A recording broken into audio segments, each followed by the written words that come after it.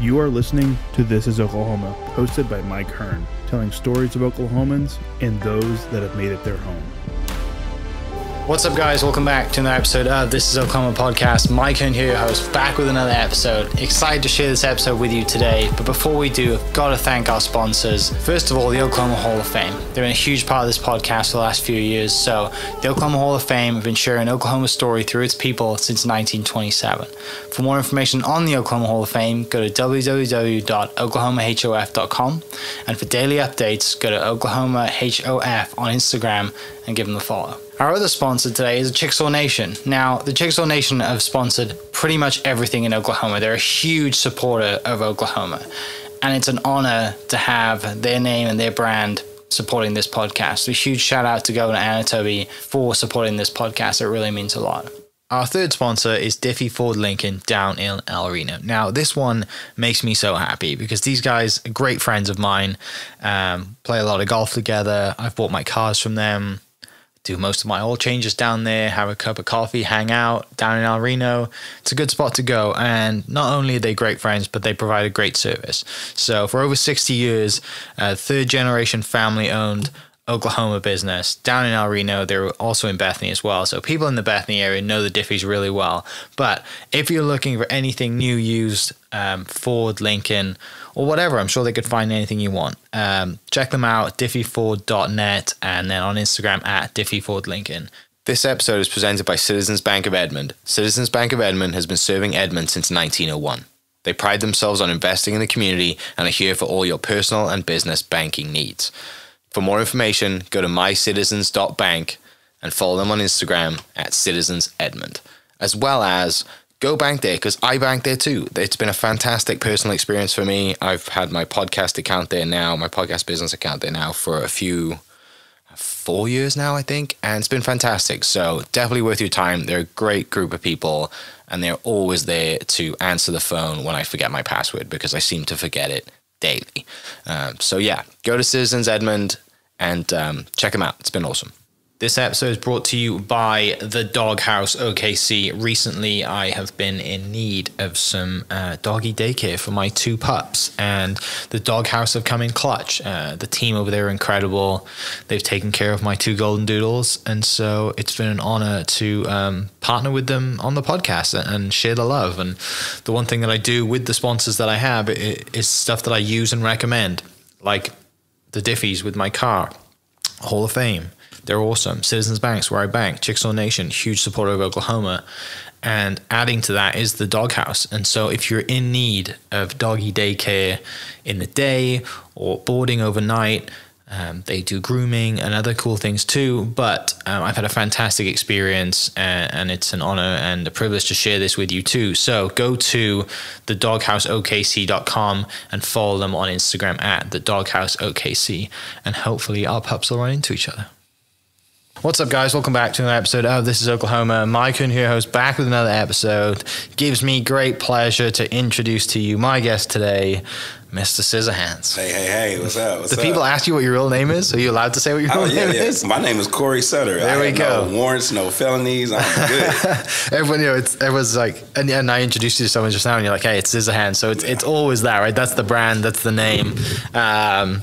I mean, you're very well known around town, not just for cutting hair, but you're a big OU fan, you're a big Thunder fan. Yes, sir. People know your face, know the brand, know the business fading up. But we met a couple weeks ago, I would say, at the filming for the T-shirt drop for Game 1, which is fun to be a part of that, right? It really was. You know what I'm saying? So I appreciated the Thunder organization reaching out to me and just being a part of a great event, and I loved it. Yeah, it was a lot of fun, and we're in the middle of hopefully kicking Dallas's backside. It's great when the team, the city gets behind a team completely, and you go to a playoff game or you go to a playoff patio, which we've seen each other at a couple of times now. It's just energy, right? And it can't help but give you the buzz. And yes, it's great for the city, It's great. I tell people, during the regular season games, it's fun, it's great, it's awesome. But when it's during the playoffs, the moment is way bigger. It's electrifying. You know, you drive through downtown, you see all kind of Thunder memorabilia, you see posters, you see paintings, you see it all. So that's the great thing about it. And then, like I said, when you go to them playoff games, it's totally different. The atmosphere is much louder. It is loud, and I hadn't noticed it until I went to a game, you know, and you always hear people say it, you know, yeah, playoffs is great, and you never really know until you experience it. Mm-hmm. And you're there, and you got 18,000 people wearing the same T-shirt, chanting on their feet. Yeah, it's I mean, the team are on fire at the moment. It's great when the team's doing well too. Exactly. So, all right, let's talk a little bit about yourself. Obviously, you know, you're a huge OU fan and have a great connection with a lot of players down there through the business. But let's take it way back. Where does it start for you? Where were you born and raised?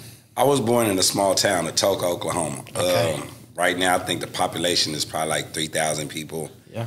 You know, small town. Everyone knows everyone. And I grew up there, and I was started cutting hair like in my high school year, you know, and one of my buddies brought me a pair of clippers. See, before that, you know, I grew up when we had Jerry curls and shags and all that type of stuff. So I used to kind of cut on my own hair. We used to have a barber named Bobby Johnson. We called him OG Bobby Johnson. But when you go get your hair cut by him, everybody comes out with the same haircut. So he gave everybody the same haircut. So I just kind of started cutting on my own hair. And then a good buddy of mine, Jamel, he brought me a pair of clippers, and I cut his hair. And I remember I nicked him up, but I never put the clippers down. And I just got better in time, you know, and joined actually I went to college at East Central, and I was cutting hair in the dorm rooms and everything like that. Then I ended up joining the military, the USS Navy, and became a ship's barber and been cutting hair ever since. So when I got out, I didn't think that, you know, you could really make a living off of haircutting. You know, I just knew that I was supposed to get a job, and I started working around, and, you know, I was still cutting hair in the garages and the house and everything. And then a buddy of mine, we call him Toast, name is Gabe. It was a lady coming through the neighborhood looking for barbers, and the name of the shop was Harlem Nights. And he spoke highly of me, and, you know, she reached out to me, and the rest is history. Yeah. Why'd you call him Toast? That was his nickname. Okay. I've never asked him why they call him Toast. Yeah. Never have. I love, you know, I love stuff like that, right? You call, you know, there's always a nickname, there's always a reason for it. And, you know, yeah, there's Toast sounds like a great one. So Atoka, Reba McEntire's from Atoka, right? Yeah, she's down from that area. She has a restaurant down there now. Yeah, it's good. I haven't been down there to it yet. I haven't been back because, you know, when you got a small town like that, you know, it's the poverty, the drugs, and, you know, it kind of messed up my community, you know. Yeah. Did you grow up around that a lot of stuff then growing up? Was it like kind of in that scene? You know, like I said, we was poor. Like I said, me and my grandmother used to stand in the welfare line, you know, get the free cheese and all that. So that's what makes it so rewarding for me now, because I came from that. So now I'm at a point in my life where I was just talking about it in the barbershop. I was just like, the money I make now, I would have been able to take care of my whole family back then, you know. And it's just crazy. And you know, it was kind of bad for me yesterday, because it was Mother's Day. So I was raised by my grandmother, but, you know, I was birthed by my mom. So both of them are gone. My father's gone. My stepfather's gone. You know, my mother-in-law is gone. So, you know, basically I just had to tell my wife, Happy Mother's Day. And one of my daughters, you know, she has a son, so I told her Happy Mother's Day. So, you know. So started cutting hair in high school. What did you think you were going to do? You mentioned, you know, you just thought just getting a job, and you end up going to university. Like, that's, how does that happen? I really didn't know what I was going to do. I knew I was going to do something. You know, I never was like a bum. You know, I never was like the type of guy where I've always worked my whole life. Like I said, during school, we used to work in the school programs for summer. When I was in junior high, I worked in the cafeteria. Me and a few buddies of mine used to at lunchtime, wash dishes and everything like that. So I've been working my whole life. So I just had a talent of cutting hair, and just never thought that cutting hair would take me to where I'm at right now. Yeah. What's the reason you go to East Central? How does that come about? Well, it was 2 colleges. You know, Atoka, you have in Durant, Southeastern. That's where Dennis Rodman went to school. And then you have, in Ada, you have East Central. So I had buddies going to both of them, but I had a lot more buddies went to East Central. And it was just like only like a 40-minute drive from Atoka. And Southeastern was like a 30-minute drive. So I chose to go to East Central, did 2 semesters. But it was just crazy because all I did was party. You know, but I'm so happy that I had a chance to get that experience. Yeah. And when I didn't go back to college, I was working at a grocery store called Sonny's in Atoka. And it's crazy, I was the first black male to work there. I always, when I go back, when I go in the store, it's not called Sonny's anymore, I can't remember the name of it, but I always go in there and when I see people, I'll be so proud. Like, I was the first black guy to ever work here. So it was really exciting for me. So I did that. And then as time went on, me and a good friend of mine named Cornelius, call him Corny. It's a lot of nicknames. So I remember we came in one night, I'm drinking and partying. It's like about like 4 a.m.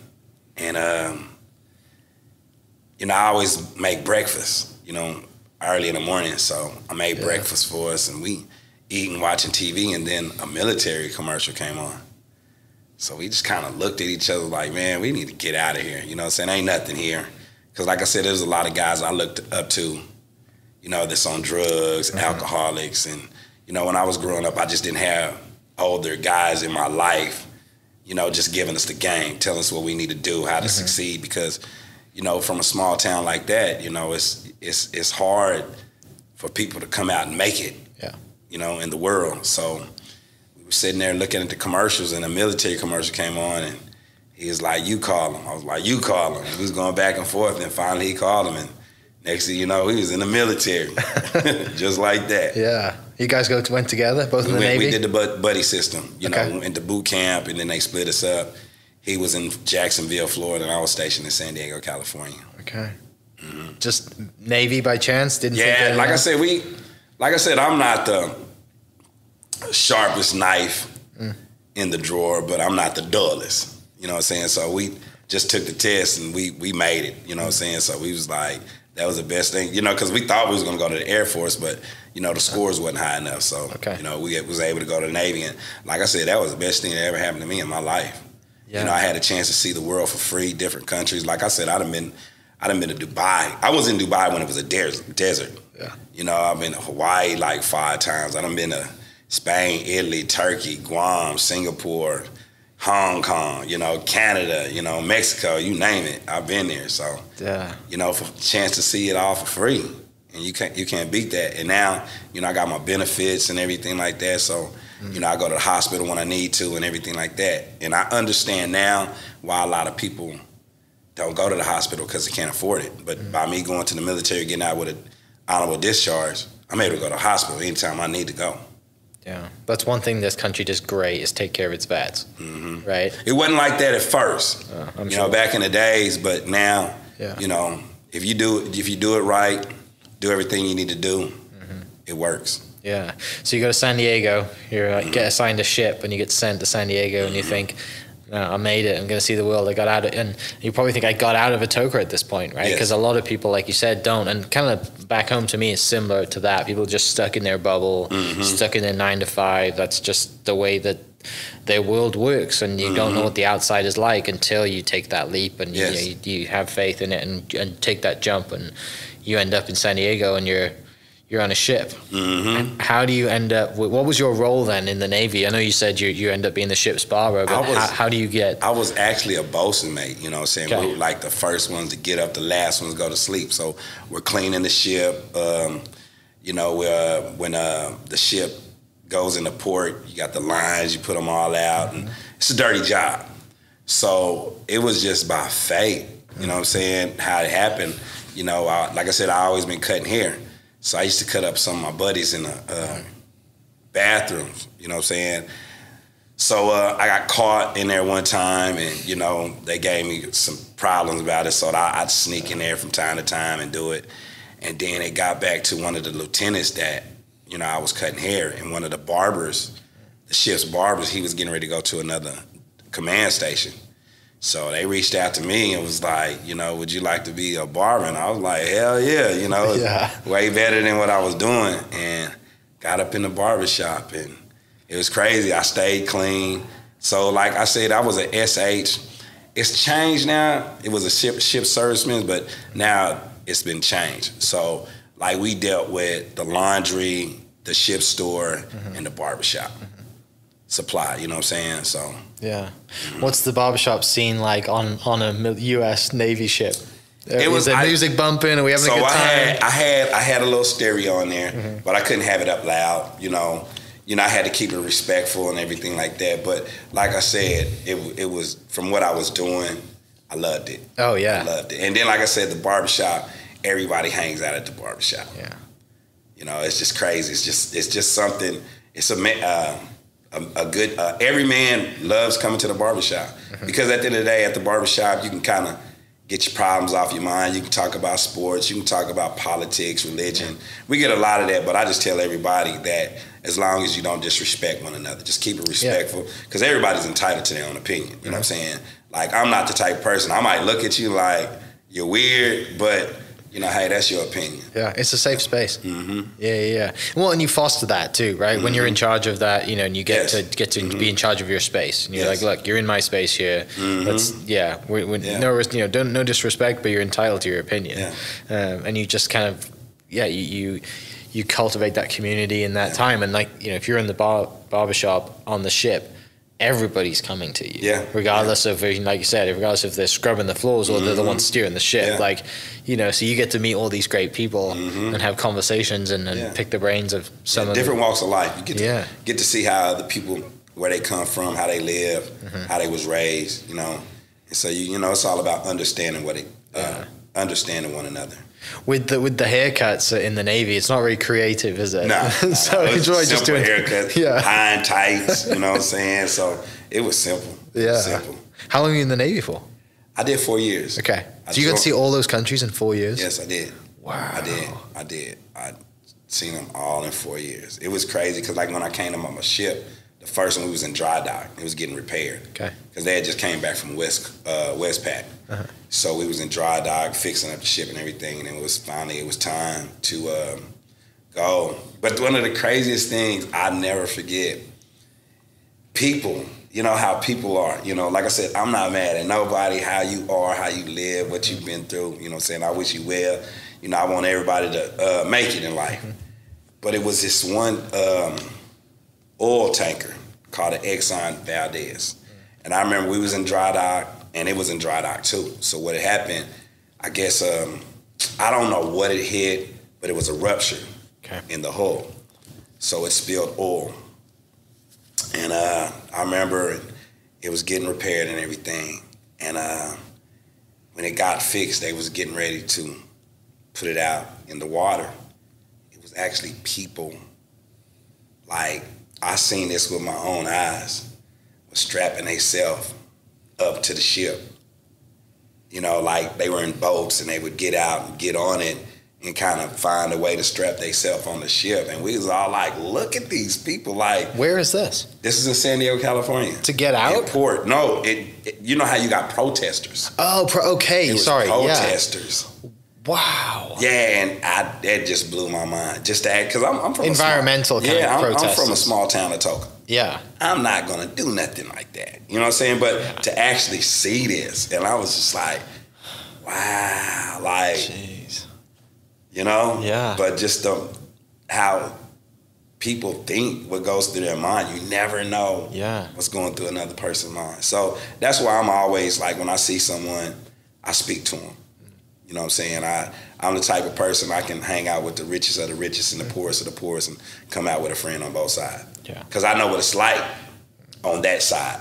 I never have experienced the rich side where I got just buku money where I can just do this and that, but I'm all right. Yeah. I'm all right. Yeah, I think, and back again, that comes to being well-traveled, but also being in control of your barber chair. Like I said, everyone's got to get their hair cut. Yeah. Right? Yeah. And, you know, it helps when everyone's having the same haircut. but yeah, I mean, you know, you travel the world, you meet all these different people, all these walks of life, and it just broadens your. That's why I tell everybody, like, just take a year, especially the kids graduating school, like, don't get in a job straight away. Just go, right? Yeah. Just go enjoy yourself, even if it's in this country. Jump in the car and just road trip with your buddies. Go see different people. I'm glad you said that because, like, it's just crazy because, like, when I was growing up, it was just like, go to college. Yeah. It was like, go to college. Yeah. So I went to college and I got in debt, you know? Mm-hmm. So I tell everybody like this, if I could do it all over again, I would have finished college just to, you know, because that's a big accomplishment. But at the end of the day, it's all about getting a good trade. Like I said, if you're good with your hands, you know, if you're good with your mind, you know, find some way where you can use that, because I believe that we all have a talent, but it's all about being able to get paid off your talent. Mm-hmm. Yeah. You know? And like I said, I've been cutting hair my whole life, but never thought that, you know, cutting hair would get me to where I'm at now. Mm-hmm. Any standout memories from the places you visited? You mentioned Dubai being a complete desert. Now it's a lot different, but all these countries you've been to. Any surprise you the most? I can't lie. When I went to the Philippines, like when we left the ship and you're walking through the city, women are just running up to you.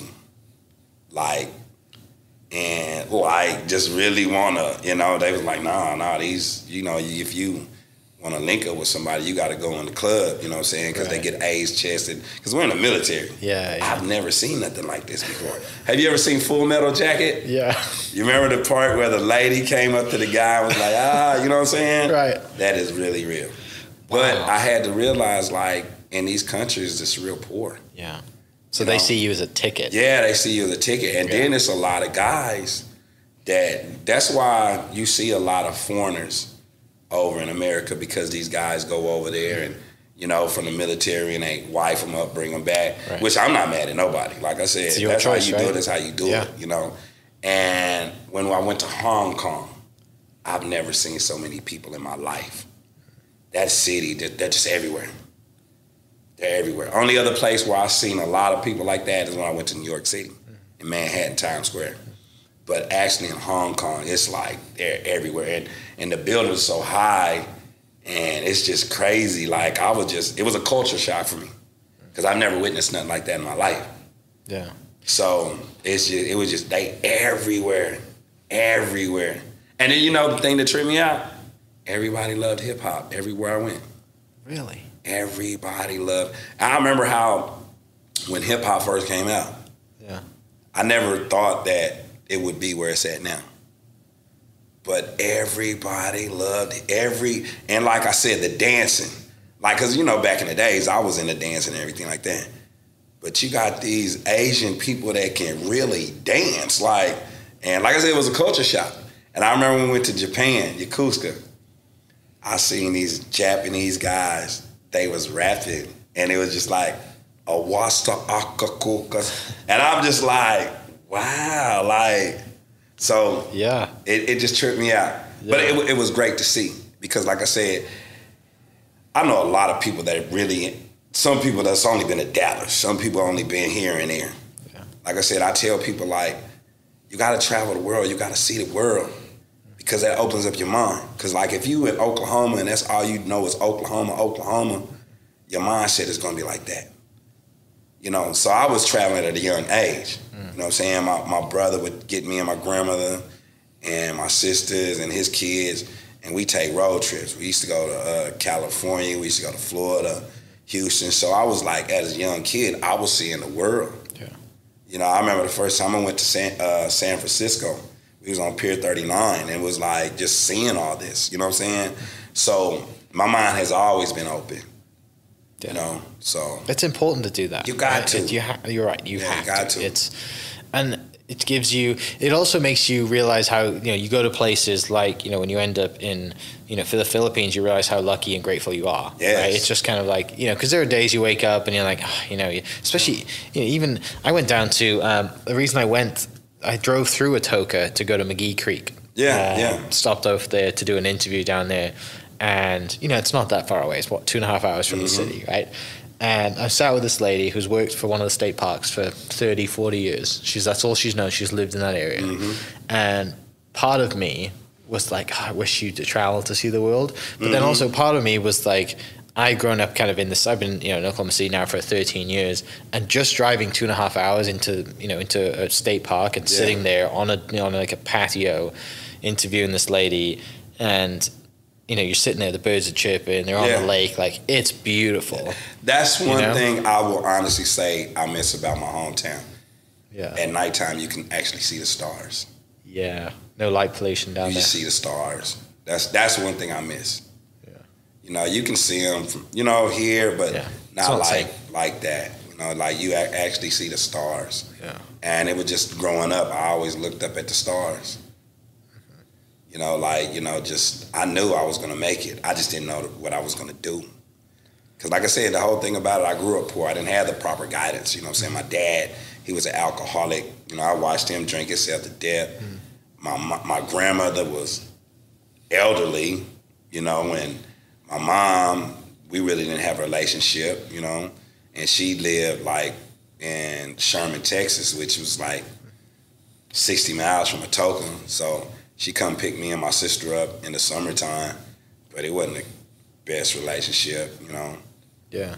Yeah.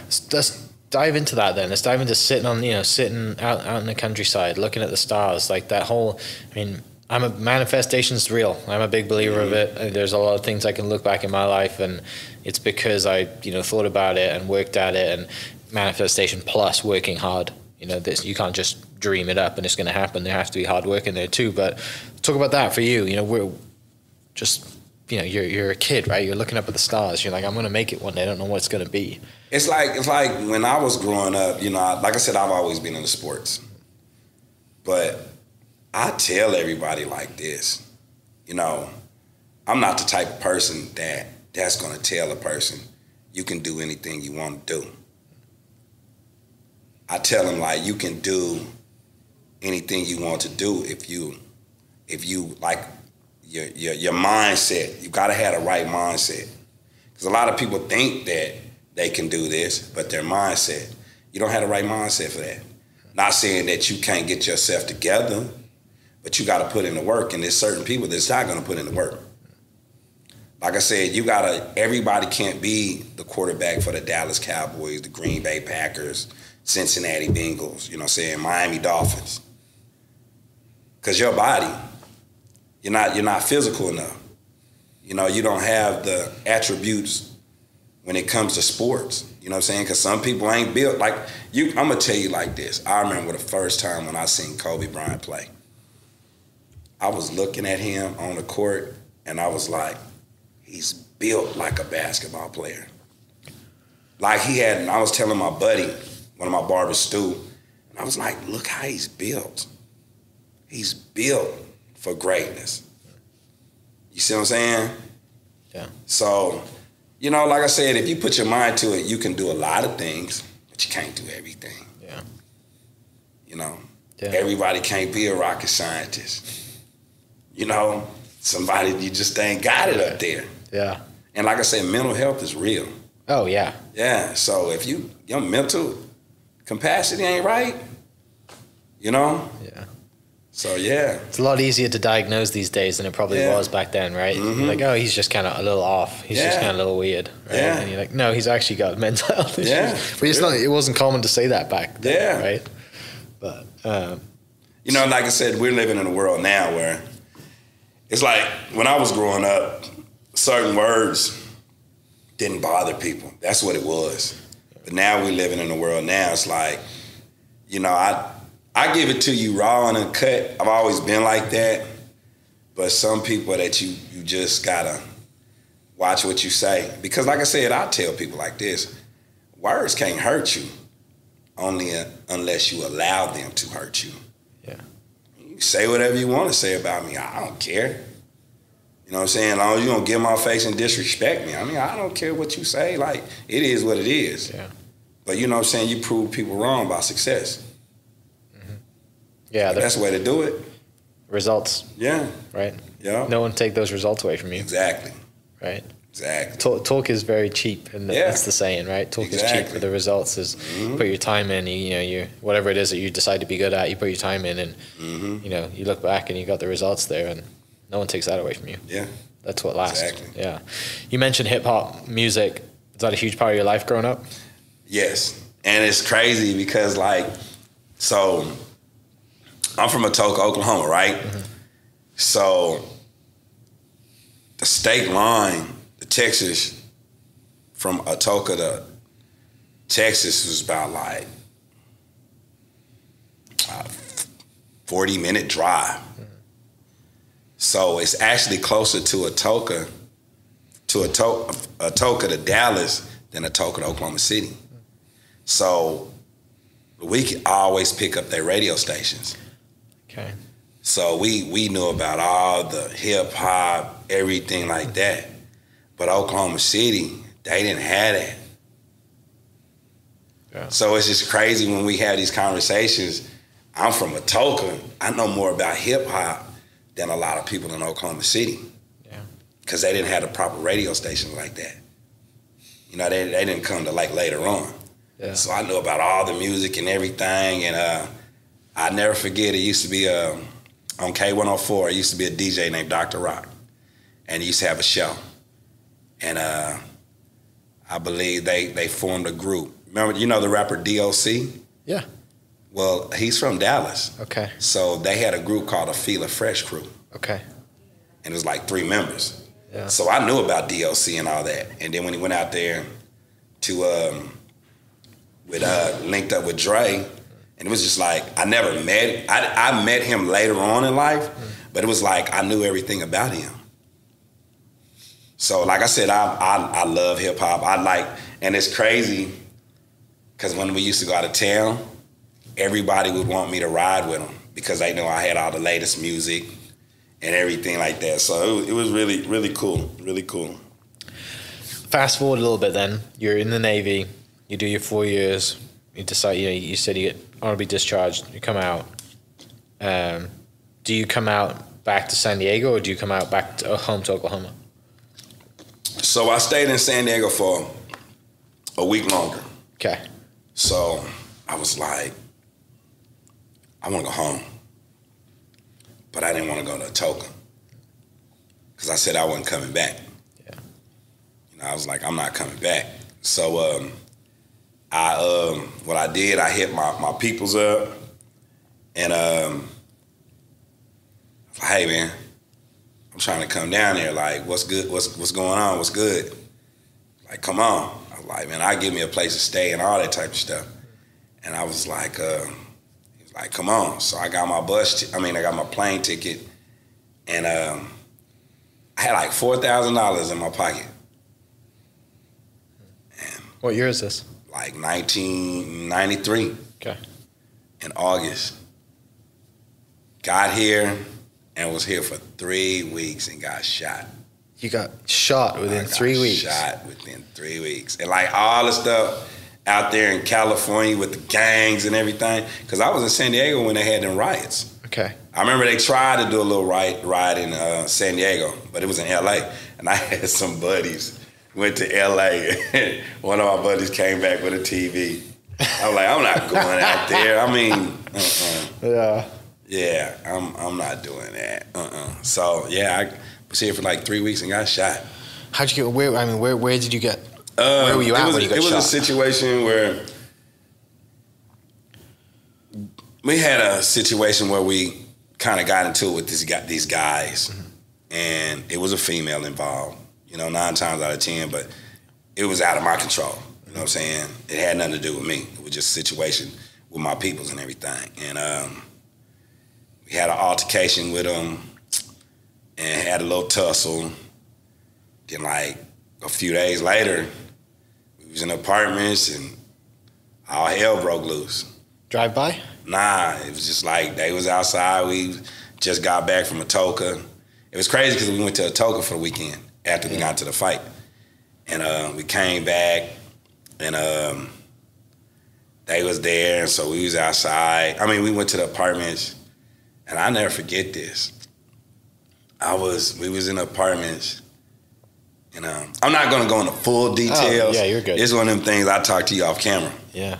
But to the world, I'm not tripping on this. So I remember I was in the apartment. It was me, two of my peoples. Rest in peace to one of them. And I was just thinking to myself, I was like, man, somebody gonna get shot. I was like, it might be me. Right hand of God. I remember thinking it was like yesterday. And like I said, I'm not no bad guy at all. You know what I'm saying? But unfortunate things happen in our lives that can test us of who we are. And I looked at my peoples. I was like, man, let's get this over with. Because it was going to happen. There's no way to go around it. You know what I'm saying? And I wasn't calling the police and nothing like that. It was just one of those situations that had to get handled. And I ended up getting shot. Jeez, where'd you get shot? I got shot in the chest. In the chest? Yeah, with a 9mm. Wow. How old were you at that point? I was 24. Wow. In 1993? 93, I was 24. Jeez. And I never forget, I always wear clean underwear. Because I remember when I was in the emergency room, they cut all my clothes off. Yeah.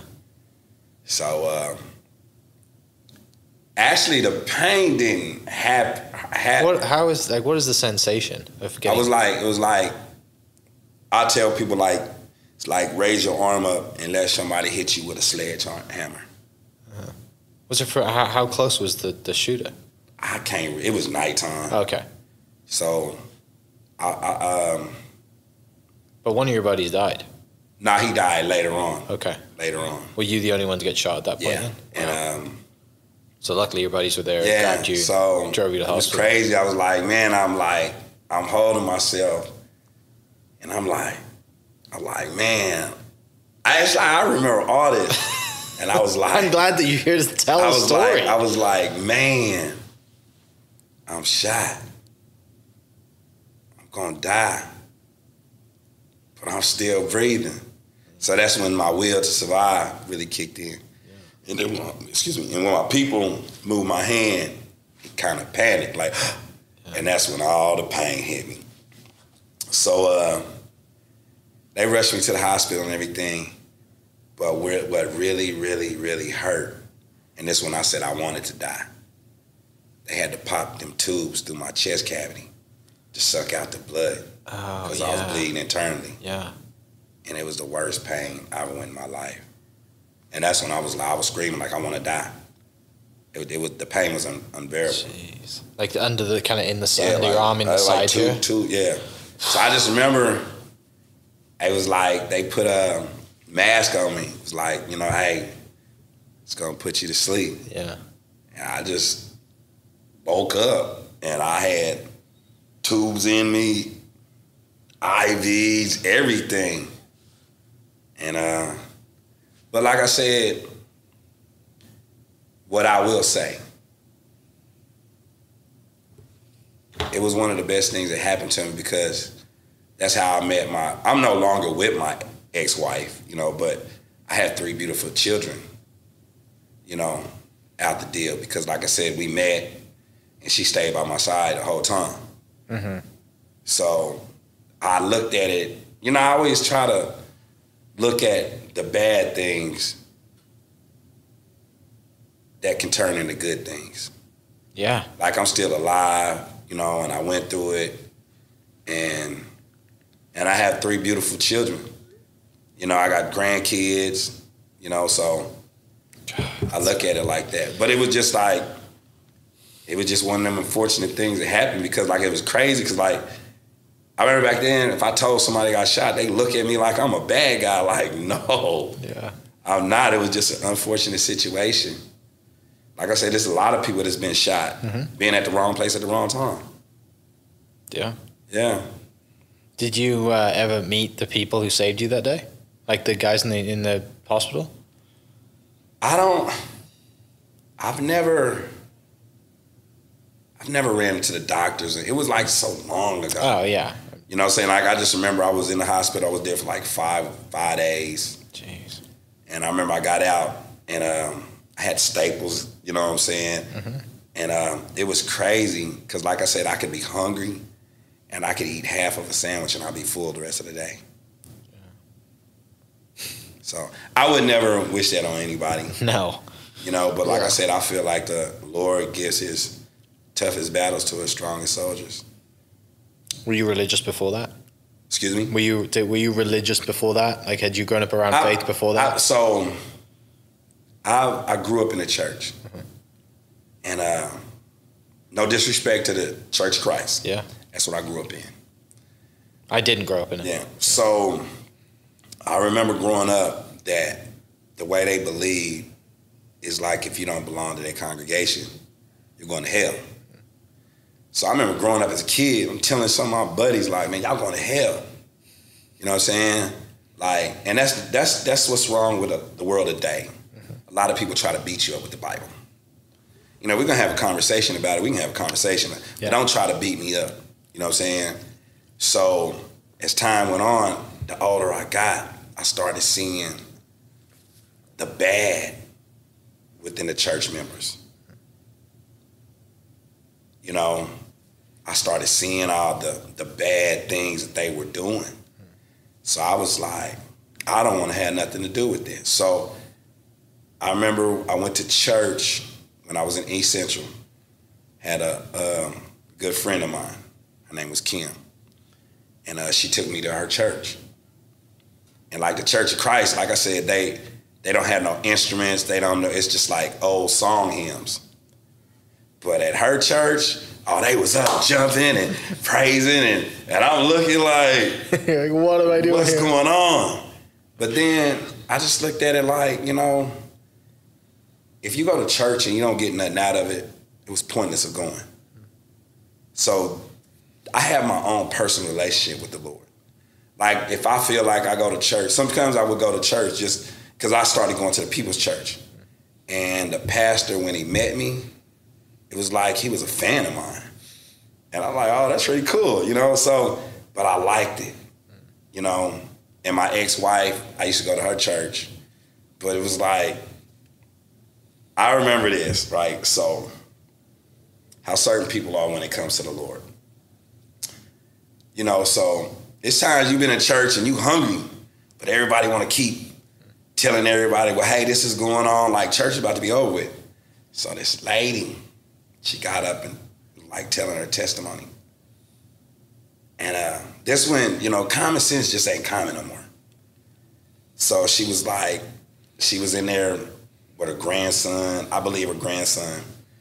And they was in the house and it was a pop, like a pop in the house. And all the electricity went off, right? So she made a little comment. She was like, the devil's working and everything like that. But I'm saying to myself, sound like a breaker box.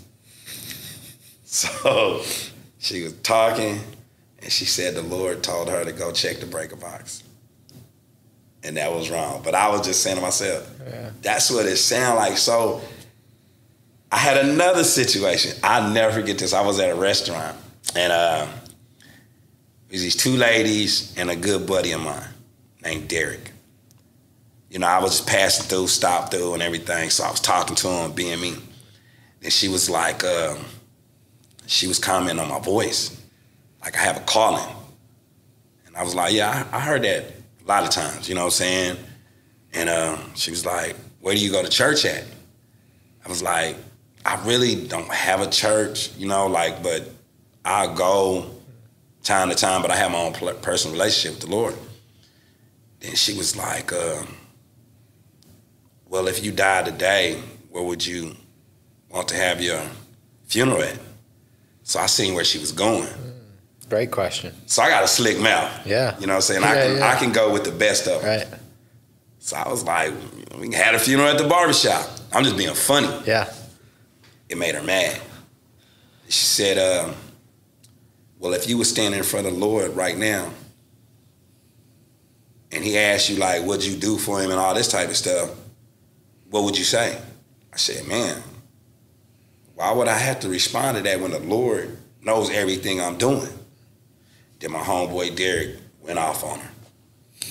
And I was like, all right, see y'all later. Yeah, time to go. But it was just like some people, like, they're so, when it comes to religious, like I said, you can have like. It's rigid. Yes, like I said, you can have, say for instance, 20 people come together and talk about religion. Someone always gets mad. And it's been more people died over religion. Look at these overseas at these countries. They've been fighting for it for centuries. For centuries. Right? Yeah. But ain't nobody come together like, hey, man, I apologize. Right. You know? Yeah. Like I said, it's all about doing the right thing. Mm-hmm. Like if you step on somebody's shoes, like, hey, I'm sorry. Yeah. You know?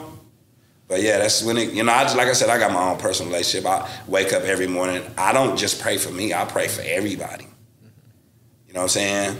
So I remember Kendrick Lamar got a song like, ain't nobody praying for me. Like, that's a lie, Kendrick. I pray for you.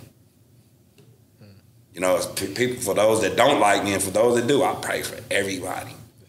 I don't send no bad prayers to nobody. Sometimes you don't want nobody to send you a prayer because they might be sending a bad one. Nah, I'm good. Turn that one around. Turn that one around, yeah. So you come back, you're rehabbing from getting shot. You got $4,000 in your back pocket. You're trying to figure out, what to do with your life. You know, obviously you have this skill to cut hair. You've been cutting hair on the ship for a while. Do you go to a barbershop? No, I didn't go to the barbershop until like, I didn't get in the barber. It was like 93. I didn't get in a barbershop till like 95. Okay. Harlem Nights. So you just worked. Yeah, I was just, like I said, I was just, ended up working a regular job after I healed up, still cutting hair. Like I was charging like $5 for a haircut. Mm-hmm. Most of I got for a haircut now. I done got $500 twice. Yeah. Drake gave me $500. Floyd Mayweather Jr. gave me $500. So, but I came a long way from $5 to $500. So, yeah, I was just doing my thing, And like I said, I'm a people's person. So just by being the way I am, I built a lot of good relationships with people, and just people just seeing how my hustle, my grind, and a lot of people looked out for me, Well, and when people meet you, they know that that's who you are. That's the real you. You're very genuine straight away, right? You're just you see how I am. Straight away. Just a couple interactions, you're the same person every time. Like right? I see color because it's in my face. Yeah. But I look at a person's heart. I don't care if you white, Mexican, Asian, black, whatever. If you cool with me, I'm cool with you. Yeah. I mean, I remember I had a guy, he's not a buddy of mine no longer, because he was like, he's really into his blackness, and which I'm not mad at nobody. But I wasn't raised like that. I was raised with white people, black people, Mexicans, Indians. I was raised around quite a bit of people. So I just couldn't look at you. Yeah, I'm proud to be black. Everybody should be proud of their race. Mm-hmm. But I feel like you shouldn't just go to go so far where, hey, you can't come over here. You can't be with us because of the color of your skin. Right. Because I say this all the time, and I video this a lot too. When it's like two kids, white and black, in a barbershop, Mexican or whatever, running around playing with each other, I always post that and let them know, like, racism is taught. Mm-hmm. It's not something, like I said, it's all about your instincts, because, like, if you look at it, if you take it back to animals, like a wildebeest, gazelle, zebra, when they're born, they know they have to get up and be able to run, because if they don't, they're going to get ate. Mm-hmm. They're going to be the prey. So that's their instincts. Yeah. When a child is born, they cry, they need their mother. You know what I'm saying? They ain't looking at no other, just because they're a child. It's a white baby right here and a black baby next door. Like, they looking like, nah, they don't know nothing about that. To that point, I got a kick out of Jalen, DJ Lightbright, has been on the podcast. That's my buddy. Well, so one of his buddies is Danny, who's Tangerine, right? Yeah. Who is, like, he's a redhead. Orange. He is the whitest guy ever, right? Yeah. And I remember seeing, probably this is years ago. He's so white, he gets sunburned. Yeah. And I need to have him on the podcast. Danny, if you're listening, send me a message. but I remember seeing him DJing in your spot. Yeah, and it just cracked me up, Yeah. right? Because most people see you and they see the shop Yeah. and they see, like you said, they see, just how it is, and then you see Danny, who is the whitest human being, of the whitest. right? Like he Yeah. is like he's a ginger, right? Yeah. My brother's a ginger. They hate the sun, and he's in there chopping up, dropping, Yeah. dropping beats, and you like that's what it's about. Yeah, that's what's right? about. And music Like I brings said, that together too. When I put my barbershop together, I grew up around black people. Grew up with, you know what I'm saying? But my culture is my culture. My people's my people's. But I remember I was working at plenty of barbershops, and I just knew, like, when the time came when I got my own barbershop, I didn't want this. Yeah. I wanted to be versatile. Yeah. When you come in and you see a white guy, you see a black guy, you see an Asian, you see a Mexican. And I've had them all, where everybody's good. And like I said, just the color of your skin should not be able to hinder your capability of doing what you're doing. Yeah. But like I said, you have people out here in this world that's just how they feel, that's how they think. Yeah. And like I said, I ain't mad at them. Just don't come over here with that. Right. Yeah. It also comes down to obviously cutting different ethnicities' hair is very different, right? Like, so it comes down to the skill too. Yeah. Like, you've got to have that skill to help foster that, Yeah. like I said, that space that you have to bring everybody in too. I tell people, the hardest hair to cut is Asian hair. Is it really? Because it's so straight. Interesting. It's so straight. Yeah. It's so straight. So you'll see everything. Okay. That's the hardest. So if you find someone who can really cut it up with the like Asians, I said, it's good. I've cut it all. Yeah. But I'm at the point now where I turn people on to my other barbers, because I got some barbers real good. Because the way I designed my barbershop, I was like, I don't mind being in last place. Because if you're better than me, you're a good barber. Yeah. You got some barbers, owners, they want to be the best. I'm not like that. Yeah. I'm always trying to encourage my barbers. I want all my barbers to be bosses one day. Yeah. And like I said, if you're working for somebody and they don't want you to be a boss, they ain't trying to give you the game, you at the wrong place. And that's just how I am. Like, when I walk into the barbershop, I'm greeted by my barbers. Hey, sis, and everything. But when I come to the barbershop, now this is the difference. If you got the boss that comes into the establishment and everybody make it look like they're working, Not good. That's not a good environment. Yeah. So you said 95, you start working at a barbershop. Mm-hmm. Tell me about it. I started in Harlem Nights barbershop.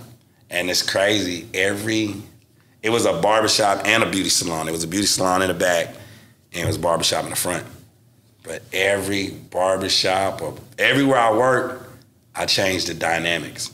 And it wasn't like I was trying to change it. No, but you just it was just my energy and everybody just like.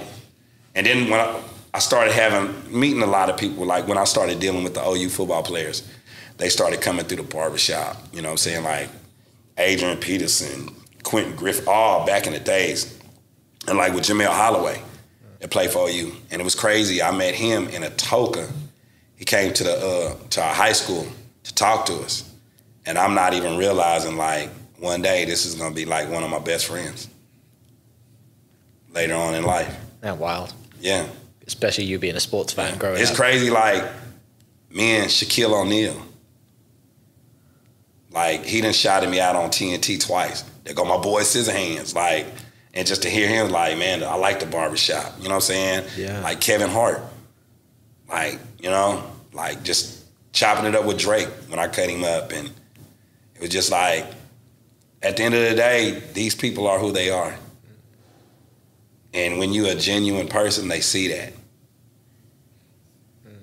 And yeah, because people they're not around genuine people very often. Everyone's trying to get something from them, right? I'm going to tell you, out of all the people that I've ever dealt with, celebrity-wise or whatever, the white rapper, Paul Wall, is the coolest, down-to-earth guy I've ever met in my life. I can call him right now and he'll answer. If he don't answer, he'll hit me back, text me or something like that. Like when I go to Houston, I hit him up. You know what I'm saying? Yeah. I remember one time OU played Houston. We with Baker Mayfield. We lost the game, but it was like the day before the game, they was having a concert at this park. He hit me up like, come on down, Suzanne. And I went down there, kicked it with him and Johnny Dang, backstage, you know, just, you know. Just buddies hanging out. Yeah, just buddies hanging out. Yeah. Yeah. How long were you at Harlem Nights before you decided to open up your own shop?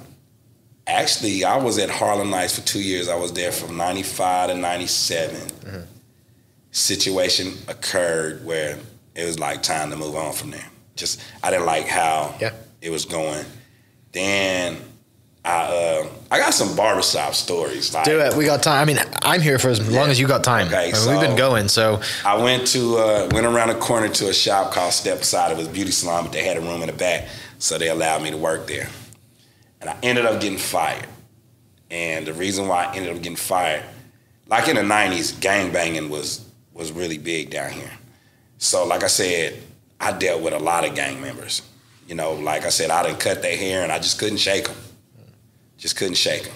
So I was dealing with different sets of guys, you know what I'm saying? And it was a situation where another set was having an issue with another set that I'm dealing with both of them. So I always try to make sure that I never had anybody come up to the barbershop, you know, where they could run at each other. Yeah. I was pretty good at that. So one day I was in there and one of the guys that had an issue with this other set came up to the shop, like asked him, could I get him? I'm like, yeah.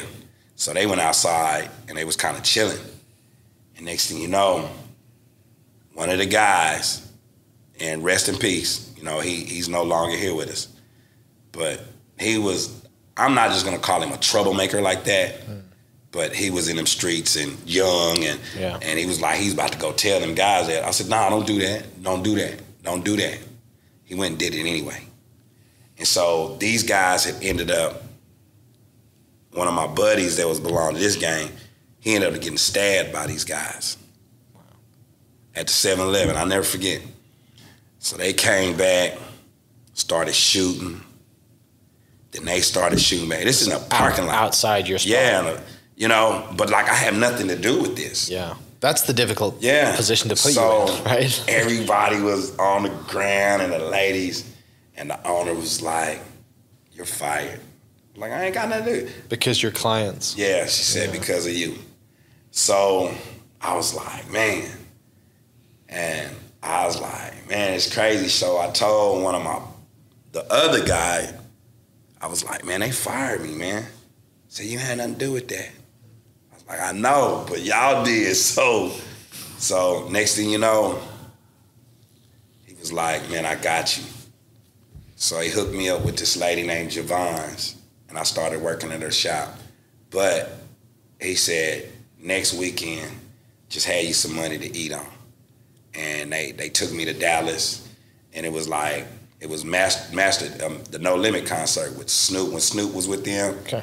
Put me in a hotel room, you know what I'm saying? Wow. So, yeah, and took care of me and everything, and then I ended up working at the salon, and it just went well. But like I said, I didn't open up my own shop until 2012. Okay. You know, I'd been working in shops and everything, so I had a situation with another barber, and the owner was just like, we just started. I created. He put up the money, did everything for the shop, but I created it with the barbers, the vibe, and everything like that, and then it just came to a point where he want to run everything tight. Yeah. You know what I'm saying? Yeah. You know, it was this and that. You know, right. So I ended up getting fired, and I remember when I came home, my wife, we was just together at the time. She was crying. I was like, what you crying for? I ain't working for another person again. And then I was cutting hair in my house. I cut hair at my house for 3 weeks. Roy Williams, you know, played for OU, Dallas Cowboys. You know, I'd been cutting his hair for years, so he'd come over, but he blessed me because he knew my situation. So a buddy of mine, he was like, he was telling me about this shop where this lady that used to own it, she's getting ready to leave. I said, how big is it? She said, it's a cool little size. And she said, it's for rent right now. She just now left. So I just jumped in my car, went and looked at it, looked inside, called the owner. A week later, I signed the lease. Was it already a barbershop? Nah, it was a salon. Okay. So almost everything. Yeah, but it was nothing in it. Yeah. So I had to get equipment and everything. Had a buddy of mine named Motor. He helped me out with it, you know what I'm saying? And that's how it really happened. That's how Fading Up started. Yeah, that's how it started. Where'd the name come from? I even came up with the name. Okay. Well, I'm not going to say the other shop. I don't want to put them on there. No, you're good. I came up with that name. The owner, he got it LLC. Sure. I didn't know business like that. Yeah. So I was just like, it's got to have fade in it because you Google fade, it's haircuts. Yeah. So I was like, fade. I'm just fading up. Fade in up. I like that. So I went and got an LLC. I got a trademark right now. And that's how that happened. 2012. And then with the other shops, a guy named Chad Jones came up to me one day. And he asked me, like, did I have any partnerships? Because with my partner before, I was like, I'm just ready to do my own thing. I don't want to do no more partnership. Yeah. You know what I'm saying? I tell everybody like this, you want to have your own business. So if you do go into business with anybody else, if it don't work, you always got your business to fall back on. So in the mix of that, he came up to me, asked me did I have any partners. I'm like, nah, I didn't have this partner no more. Paid him out. And so ended up having a shop Fading Up Norman. Yeah. And started doing it like that. Started getting barbershops. Kind of like franchising, I guess? Yes. Okay. Yeah. So it was a blessing. It was a blessing. So, but that was my main thing is having your own business. Yes. So if anything, none of this don't work out, you always got yours to fall back on. Right, yeah. How many spots do you have now? Well, actually, it's just my main one. Then we have a partnership with the one in Norman. Okay. The other two got sold. Okay. So it was four. It was four at the time. Okay. 4 barbershops. Yeah. Wow. Yeah. How? Like 2012, it starts. You get it. Is this the one on 63rd? Yes, that's the main one. The main one on 63rd. It all started on 23rd and Villa, but I outgrew the spot. Okay. I outgrew the spot. Yeah. I went to, I was trying to get another spot because I outgrew it, but my money wasn't right. So when I came to the people, they had already, so I was like, that ain't happening again. Yeah. So I got my money right, and then I just happened to be driving from my house, and I was getting on the highway, on the expressway, and it was a traffic jam. So I just kept going straight down, exit on MacArthur. So I'm driving down MacArthur, and I looked over at the Mayfair Shopping Center, and I see a vacant spot. So I pulled up in there, looked in there, and I called them, and the rest was history. But then they,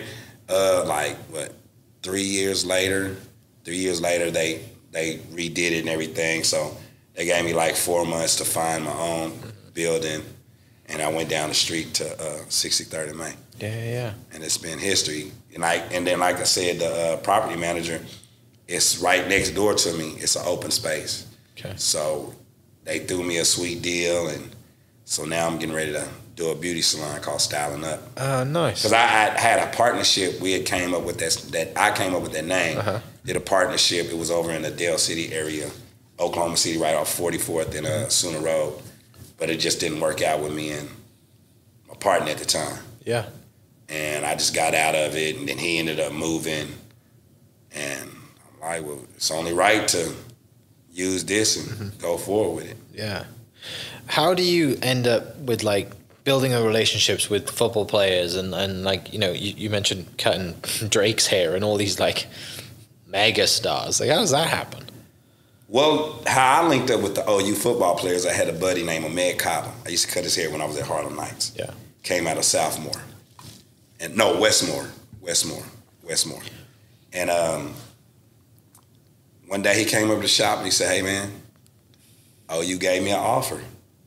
He was a receiver, and I was like, yeah, let's rock and roll. So he started bringing football players to the shop. Okay. So he ended up leaving, going to TCU. So I was going to the games, but I just really didn't have that connection with him. And then I went to a basketball game, and I ran into one of the guys. His name is John Connors. Him and Patrick Fletcher. Ran into John at an OU basketball game, and we exchanged numbers. And then he started having me coming down to Norman, cutting up the guys. And I took another barber, Tony Corsi, with me. We went down there and started cutting them up, and then do they in the locker room? Do they have a spot in the dorms? In the dorms where they stayed. Yeah. And then like I said, they would always come to Oklahoma City, hit me up, hang out, tell them where to go, make sure they was all right. And one thing that I always say, I don't never ask these guys for nothing. I always ask for your best. I say, if you make it to the league, just buy me a pair of Clippers. Yeah. But I've never, you got people around. Oh, can I get a pair of shoes? Can I get tickets? Can you get me to sign this, sign that? Yeah. And they would just give me stuff just out of genuine. Because you didn't ask. Yeah. What's it like meeting Adrian Peterson when you're just such a football fan? This is what I get a kick out of. Yeah. Is when we be at places and then people will see and they kind of freak out like they such a fan. Yeah. And I had one of my buddies, this is funny, he's been to the penitentiary and he's one of them guys that he don't play, but he's a good guy. But when he met him, it was just like, I'm looking at him like... It's like a kid. Yeah, so I get a kick out of that. That's awesome. And like I said, and these are my friends. Like I said, I thank the University of Oklahoma, Coach Stoops and everything, because it's not that I just build a relationship with these guys. I build relationships with their parents. Yeah. Like Adrian Peterson's dad, I can call him right now. Yeah. And he answered, you know what I'm saying? So that's the great thing about it. It's a great thing about the barber chair as well, right? It's such a... it's a safe space, but it's also like... you're not there on your phone. You're there having a conversation. It's quite I don't know what the right word for it is, but it's quite a relational space, right? It's not just a normal interaction, right? It is kind of like a unique, I'm gonna see, you're sat there, you're getting your hair cut, but you're just kind of forced to chop it up, right? I always tell them this: you can't do this at Target. No, you cannot. Like the conversations we have, because like I said. We're living in a world you can't even compliment a female now. Yeah. You can't compliment. I think every beautiful woman, every woman should get a compliment. Right. From what she got on, how beautiful she is. I mean, when the amount of effort that some of them make to go out. You got some women, you'll tell them hey, you're very beautiful. Yeah, you look good. And they'll look at you like, no, I'm not trying to, I'm just complimenting your beauty. But you have some women like that. And when you got corporate jobs, you can't say, but in the barbershop, we can have these conversations, and that's the dope thing about it and I love about it. Yeah. Yeah. How's the, what's it like being, the sports fan inside you that's talking game and, with all these basketball, football players, that's every fan's dream. Yeah, I love it. I love it. Because I love sports. Yeah. I love sports. And sports bring people together. When I call in on the sports animal, it's the feeling I get, it's a great feeling. I had a guy tell me, no, it was a lady, her grandmother, she was 80-something years old, white lady, right? Said her grandmother passed away, and she said she loved you. I never met her or nothing, but she loved me. Never met this lady in my life. She don't know me from a can of paint. But she loved me. And I can be out places and people scissor hands. I was just in the gym this morning and a white guy came up to me and it was just because I've been seeing him in the gym the whole time. We walk by each other, we just say what's up and everything like that. But today, when he found out I was scissor hands, the whole mood changed. So I get a kick out of that, you know what I'm saying? Yeah. But it just lets me know that I'm doing a great job, And And I try my best not to do anything that can cause any type of jeopardy to what I got going on to anybody around me. Do you ever think of having your own show? Anyone approached you to have your own radio show I or done had a podcast lot. or anything like this? I remember it was a guy that worked at Fox 25, and they wanted to do a reality show. But the reason why I didn't jump on it, they said they're going to try to shop it. Oh, yeah. And I'm like, no. You come to me It's if you just want too it. much, Yeah. too much. Yeah. You know, I don't want, because I know how it is. A lot of stuff is scripted now. Yeah. And like, I don't want to take away the money that my guys can make Yeah. by having to do this over and everything like that. Now, if they would have came with the money, let's get it. Yeah, you want to just have them just to come in and film and but also you got to be, you got to respect your clients, and also there's that side of it too. But if you have someone just kind of come in like documentary style, just hang out in the shop, you're going to get the stories, but just hang out and have we trust have that you'll some hang out. characters. Oh, I coming am through. sure you do. And it's like, when we used to be on the east side, it was like, Is it like the scene from Coming to America, Eddie Murphy? that's the I got that picture Yeah. in my shop. Do That's you how really? when I saw that movie, I said that's a barbershop. That is and that's brilliant. how I modeled my shop. Where Yeah. you talking noise, and, Yeah. but it's respect. Yeah. It's respect. Yeah, So yeah. that's it. Do you have guys who just come in and hang out? Yeah. Don't even get their haircut? Yeah, we got guys that come up in there and just grab a broom and start sweeping up. Yeah. It's like a family. That's awesome. That's such a, like, looking back, you probably know, this is how you dreamt it up, right? To have this space, to have these relationships with, if a guy can come up, doesn't have to get his hair cut, and just come hang out, just because he might need some genuine interaction with the guys, like he might be going through something. I'm gonna tell you this. So this is when I was on the east side. And the east side, the barbershop where I worked at, is in the hood. Like you got a gang set over here, gang set over here, gang and everything. I'm in the middle of it, right? But like I said, I'm cool with everybody. So I remember little cat came up, and rest in peace. That's crazy. A lot of these guys are gone. But like I said, you live long enough, you're gonna see a lot of people around you go. That's just how life is. We all gotta check out that. So he came up in the shop and he was quiet. Said what's up to him and everything, but he was just sitting there. He was quiet. It was kind of unusual, but we just continued to do what we do, laughing, clowning, and joking. And about like 30 minutes later, he got up and said, "Scissor hands, I'm gonna let this dude live." And he walked out the barbershop. And we all was like, What?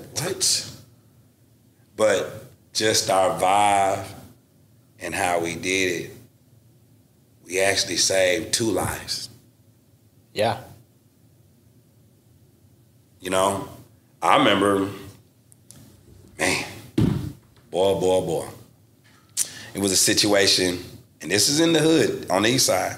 And no disrespect to the east side. The east side we had plenty of good days, but when you in an environment with a lot of poverty, stuff like that happens. It's inevitable at some point. Yes, exactly. Yeah. So that's one thing I want to clear that up. So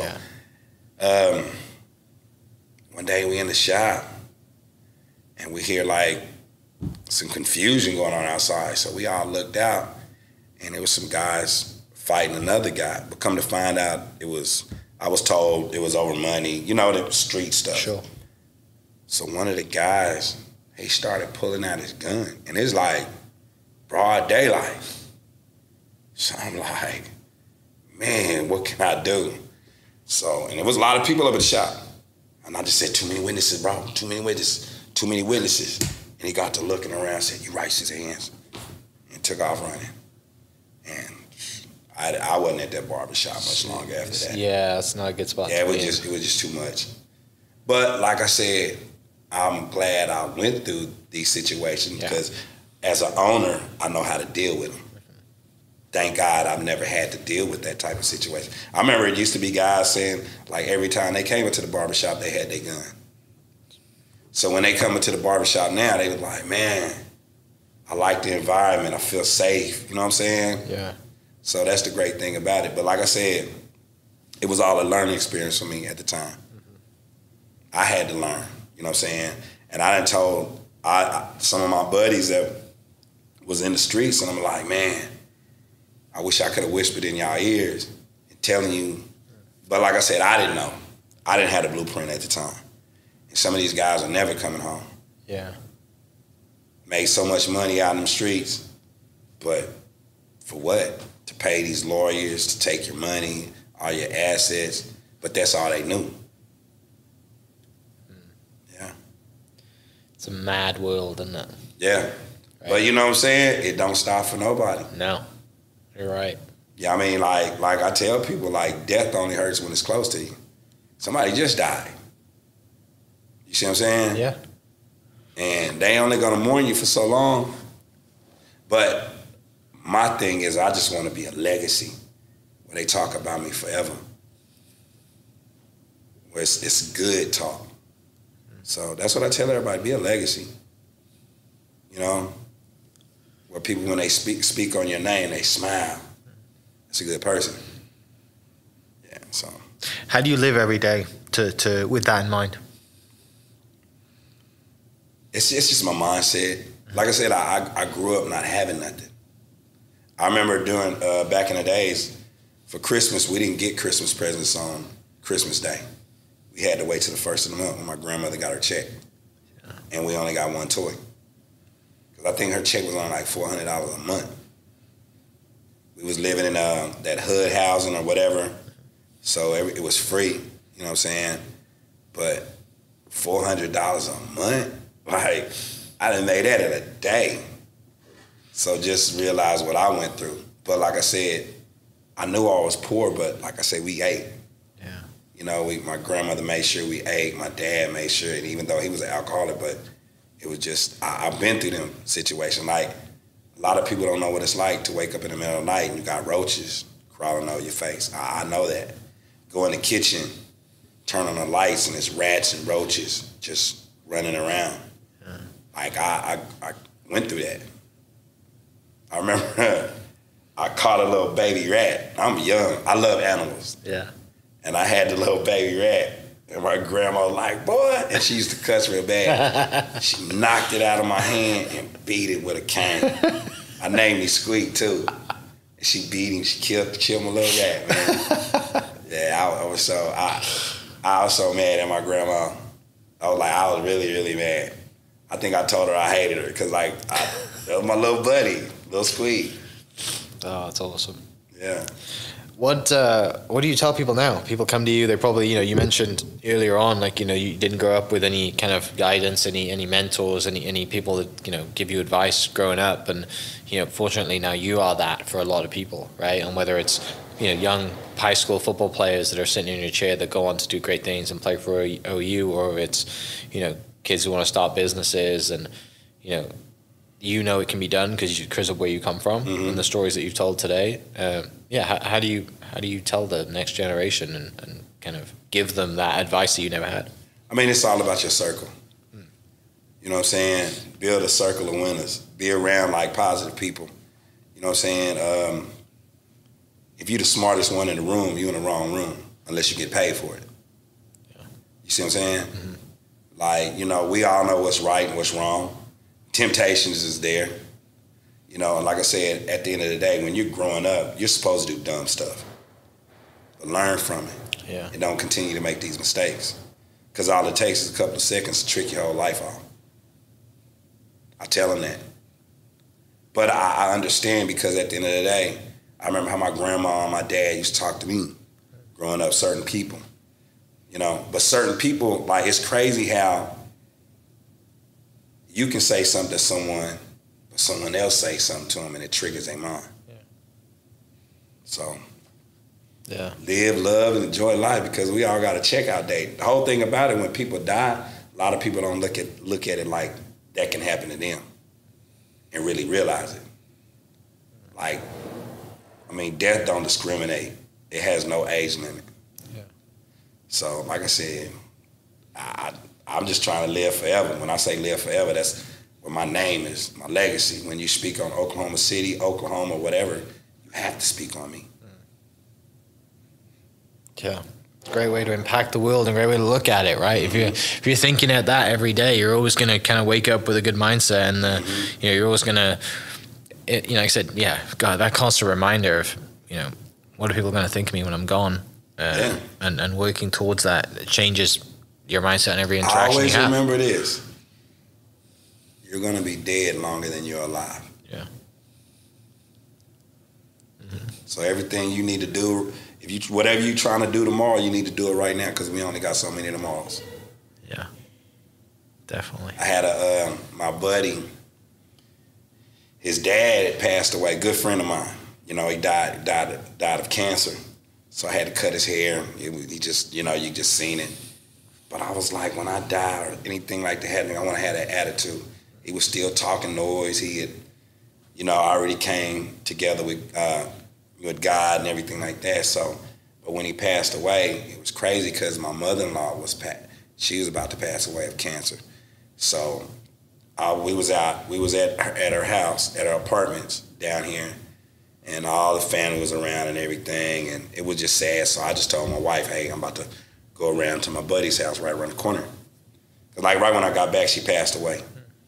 So I was talking to my buddy, Tony, and his dad, they called him Flash. His real name was Floyd. But he told Tony, and I'll never forget Tony told me this, and I was like, that's some of the deepest stuff I ever heard in my life. He was like, I can't tell you if it's a heaven, and I can't tell you if it's a hell. But one thing I can't do is call you to let you know when I do find out.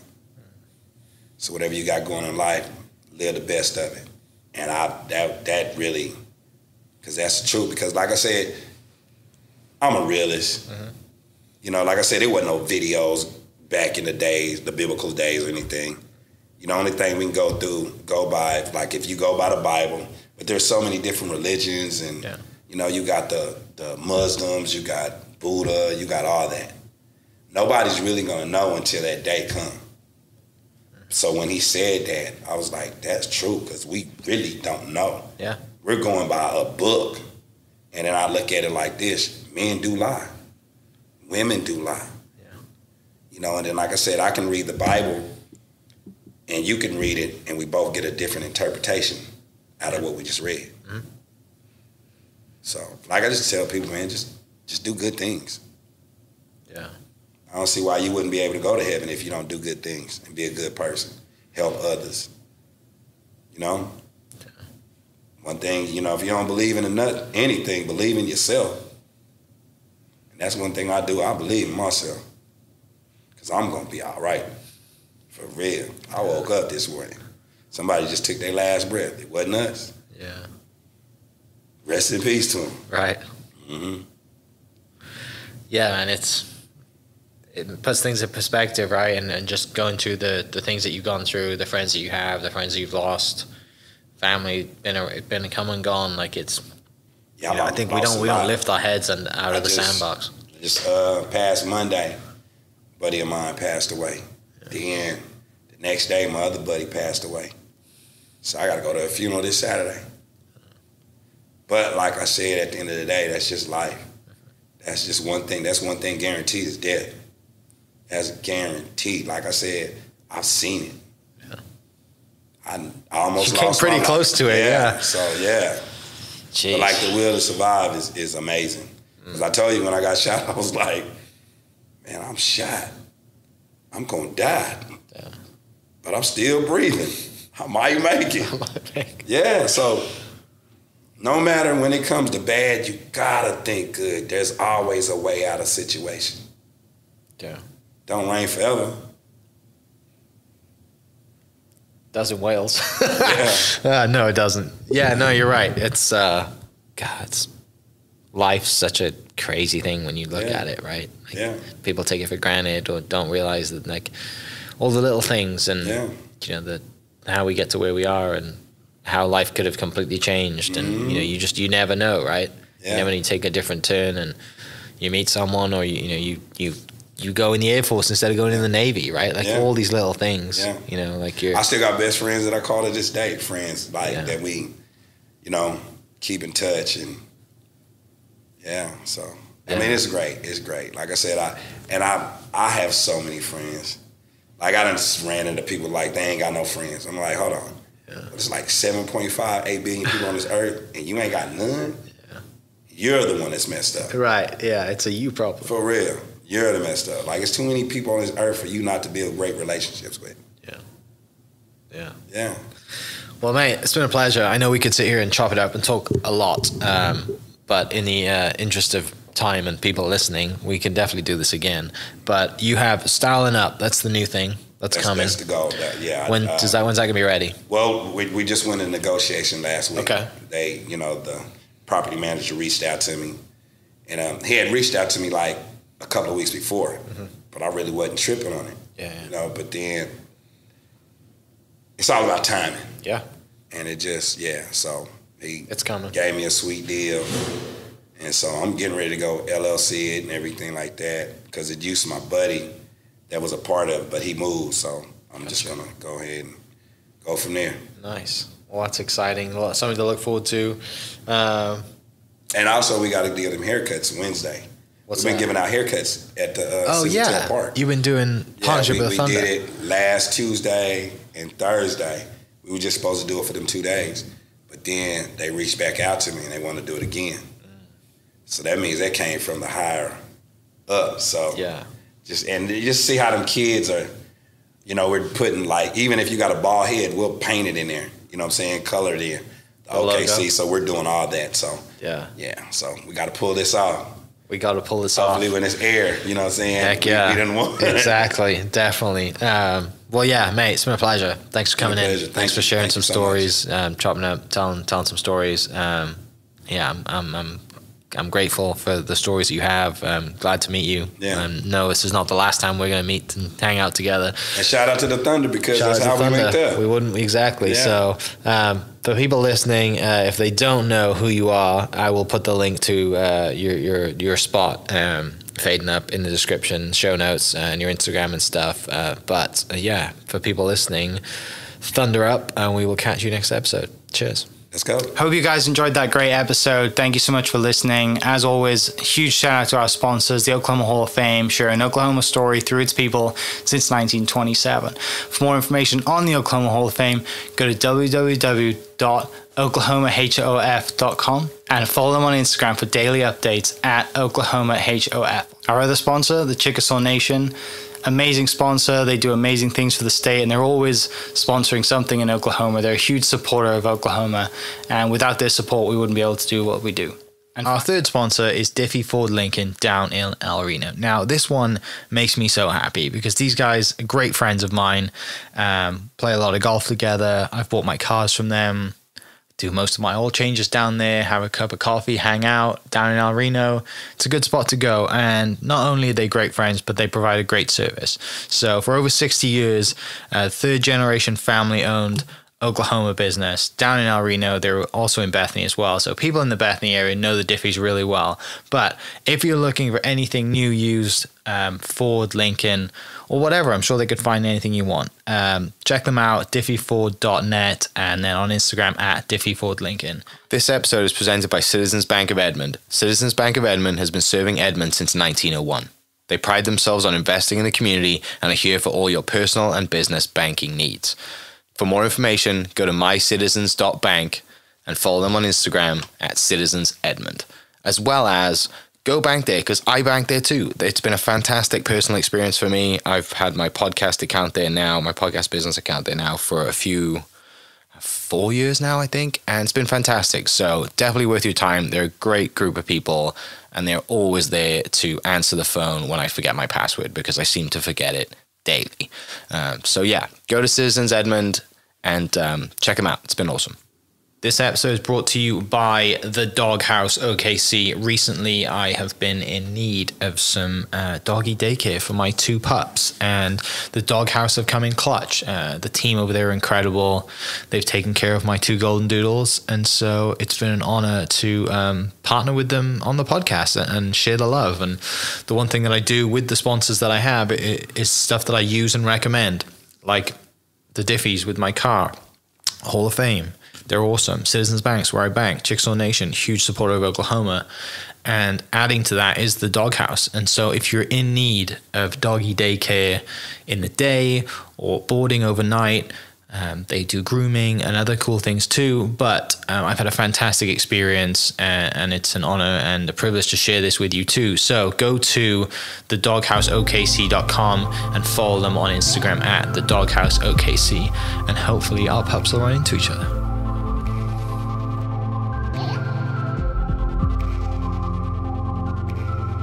Thank you for listening. We are inspired by those around us and hope that you are too.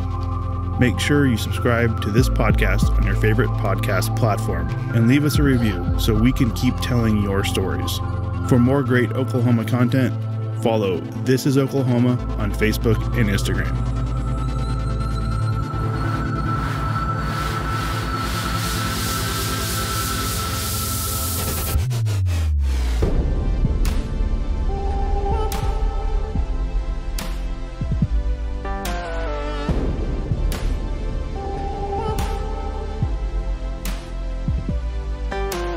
This podcast was produced by Mike Hearn and Ian Weston. Mixed by Alan Brown, with music by Chad Duro.